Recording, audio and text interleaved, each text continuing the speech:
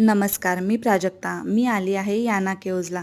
या caves गोकर्णपासून 52 kilometre अंतरावर असलेल्या उत्तर कर्नाटकातील कुमठा या तालुक्यात स्थित आहेत. गोकर्णमध्ये आम्ही ₹350 रेंटने स्कूटी घेतली.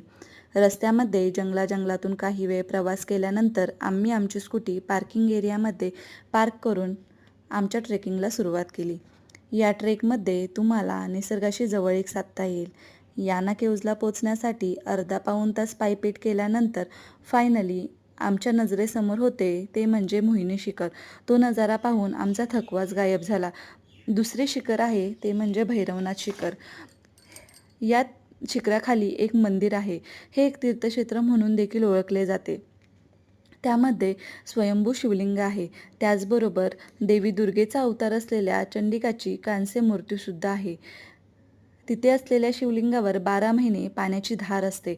गाभाऱ्यामध्ये कॅमेरा अलाउड नसल्यामुळे फोटो काढता आले नाहीत, पण अतिशय सुंदर असं मंदिर आहे.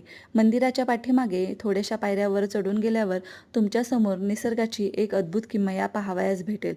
हे प्रचंड खडक घन काळ्या स्फटिकासारख्या चुनखडकापासून बनलेले आहेत.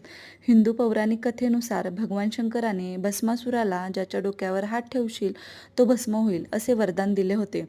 परंतु भस्मासुराने त्याचे रक्षक भगवान शिवाच्या डोक्यावर हात ठेवायचा प्रयत्न केला. मग भगवान शंकरांनी विष्णूंना मदत मागितली.